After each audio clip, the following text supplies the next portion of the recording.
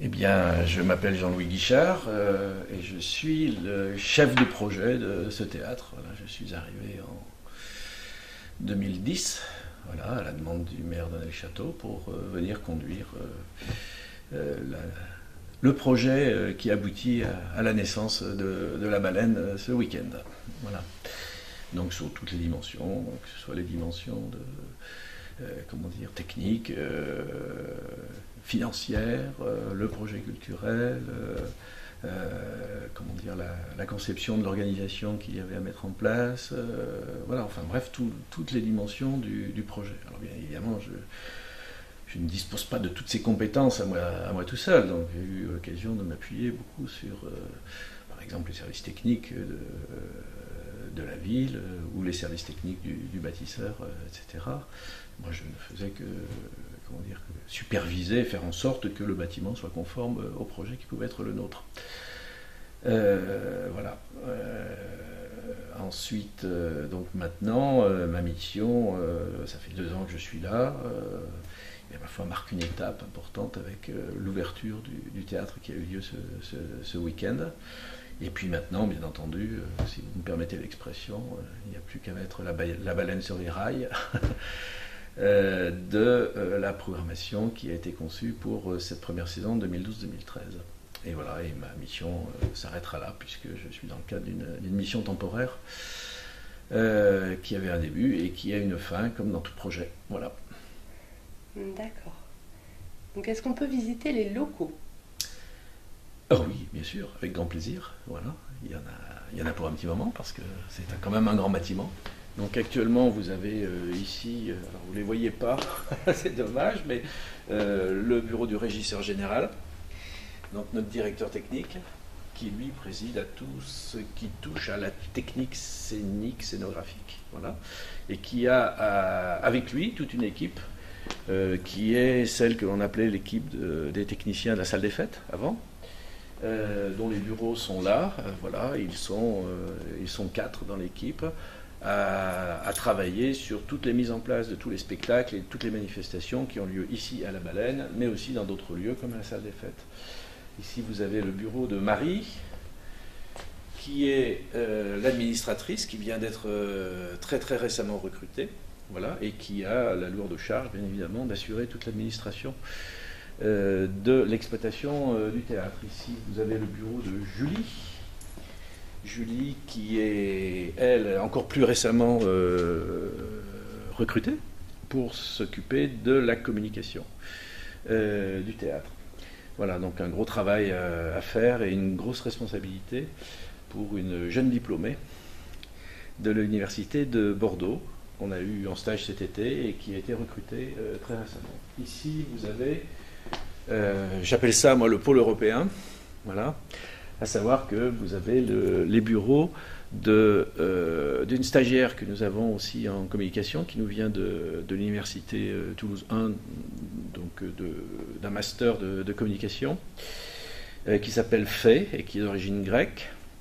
Et nous avons 2 volontaires européens qui viennent d'arriver ici et qui viennent, exercer leur talent sur la baleine. Et qui nous donne donc un petit coup de main. En particulier, en ce moment, tous les 3 travaillent sur le site web et sur la communication numérique.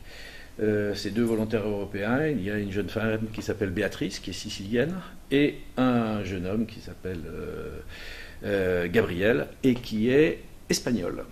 Voilà.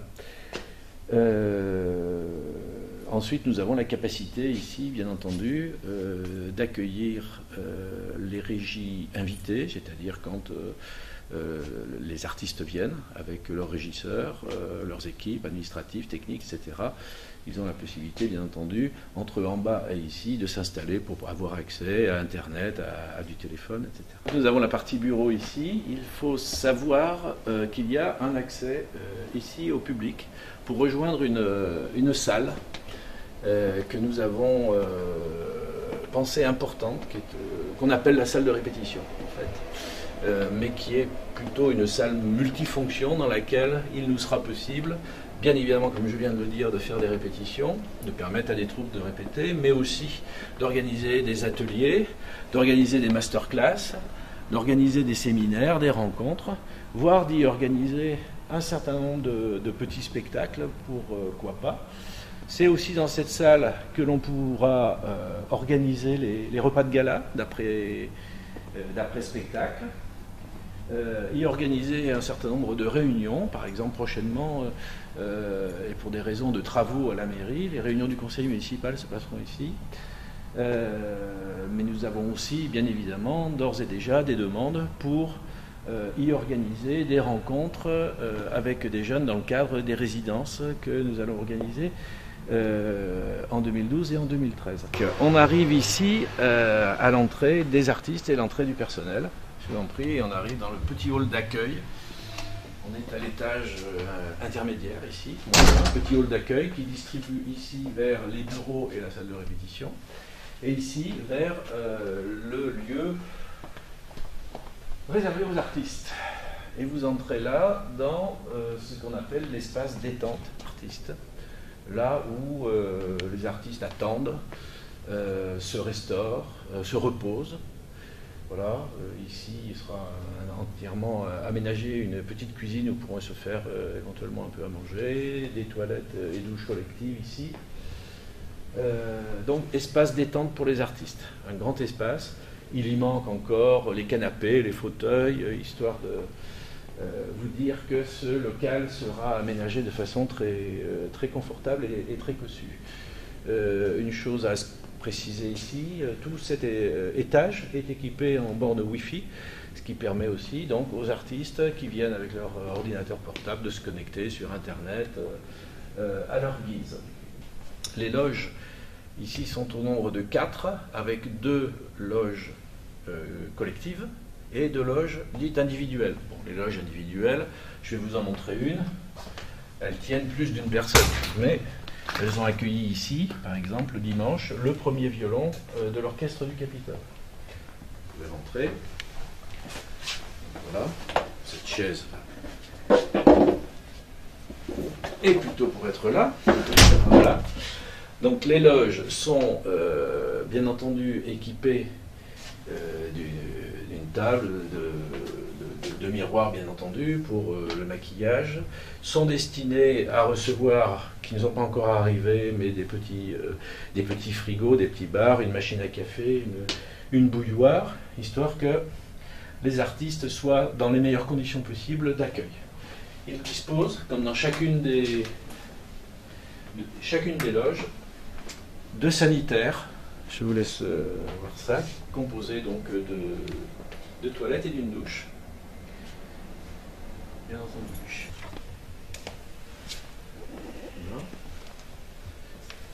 Donc toutes les loges sont à peu près conçues sur le même modèle, c'est-à-dire un plateau, des éclairages qui viennent donc du plafond et des miroirs bien entendu pour le maquillage.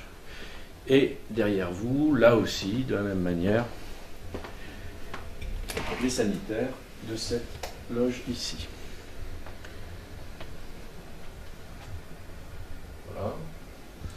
Mais les artistes, ils sont tellement bien qu'ils vont plus vouloir repartir là. Ah, il y en a même qui aimeraient bien pouvoir coucher ici. Alors, nous allons arriver en fait dans le local d'attente de l'arrière-scène. Là où une fois que les artistes sont descendus de leur loge, s'installent pour attendre leur entrée en scène. D'accord ? Donc là, l'organisation plutôt a été refaite pour accueillir un petit cocktail à l'issue du concert d'orchestre du Capitole. Mais cet endroit est aussi un endroit cossu, confortable, où les artistes peuvent attendre dans les meilleures conditions qui soient. Donc ici, vous avez le stock des projecteurs. Donc c'est un endroit assez sensible et assez stratégique ici, où il y a énormément d'argent stocké. Voilà. Là ici, vous avez ce qui reste des projecteurs qui ne sont pas, bien entendu, installés sur la scène pour le moment. Voilà. Donc tout type de projecteurs qui nous permettent de traiter, et évidemment tout type de spectacle. Avant d'entrer sur scène, c'est la loge qu'on appelle la loge rapide d'arrière-scène, qui a servi ici de loge personnelle pour le chef d'orchestre du Capitole. Le plateau fait ici à peu près 300 mètres carrés, donc c'est un des grands plateaux en région Midi-Pyrénées, qui nous permet de délimiter un espace de jeu visible par absolument tout le monde de la même manière aux angles de vue près, de à peu près 240 mètres carrés. Une ouverture de scène ici de 14 mètres, ce qui en fait effectivement une belle ouverture aussi. Cette scène est entièrement, bien entendu, équipée de tout le matériel technique, de mécanique scénique, disons au top de la technologie. Au top de la technologie aussi électronique, puisque tout est câblé ici. Il n'y a quasiment pas besoin de tirer des câbles supplémentaires. Toutes les prises sont accessibles, que ce soit de l'électricité, pour le son, pour la lumière, pour l'informatique, le numérique, et aussi pour la fibre optique. Puis au niveau des places. Alors, comme vous pouvez le voir, cette salle, parce que vous l'avez compté, je suppose, fait exactement 499 places. Voilà. Donc 488 assises et 11 places pour les personnes à mobilité réduite.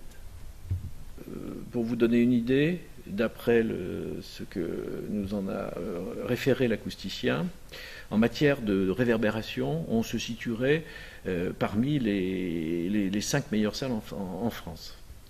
Ce qui est vraiment assez exceptionnel.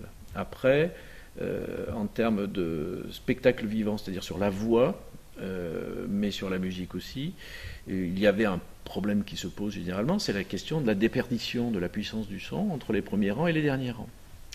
Les calculs qui ont été faits montrent que la différence qu'il peut y avoir d'audition entre le premier rang et le dernier rang derrière est de l'ordre de 4 décibels, c'est-à-dire totalement imperceptible. Donc, cette salle a été conçue pour pouvoir accueillir, et elle le peut, techniquement, de par sa taille, accueillir tout type de spectacle relevant du spectacle vivant et de la musique, et de la danse, bien sûr, le spectacle vivant faisant partie de la danse. Nous distinguons différentes catégories de tarifs en fonction de l'ampleur du spectacle, non pas de sa qualité, mais de son ampleur, puisque quels que soient les spectacles, que ce soit un gros spectacle ou un petit spectacle, ce sont des spectacles tous de grande qualité, mais dont le coût est bien entendu aussi très proportionnel au nombre d'artistes qui bien entendu figurent sur le plateau. Voilà. Donc nous avons 4 catégories de tarifs qui correspondent à 4 formes, 4 ampleurs de spectacles. Qui ont des prix donc plus bas, et ensuite nous appliquons un tarif réduit pour des bénéficiaires de certains critères, comme avoir moins de 26 ans, être étudiant, on peut être étudiant à plus de 26 ans aussi, voilà, ou être titulaire des minima sociaux, être donc dans une situation économique difficile. Donc bienvenue à la Baleine, en espérant vous voir venir très nombreux pour assister à tous les spectacles que nous avons concoctés pour vous, pour cette belle saison de théâtre, de musique, de danse et de bien autre chose, et de bien des surprises que nous espérons vous plairont. Et bien évidemment, n'oubliez pas le premier spectacle qui est vendredi, avec Philippe Caubert. On commence fort avec un grand nom du théâtre, et nous vous invitons bien entendu à y venir très nombreux.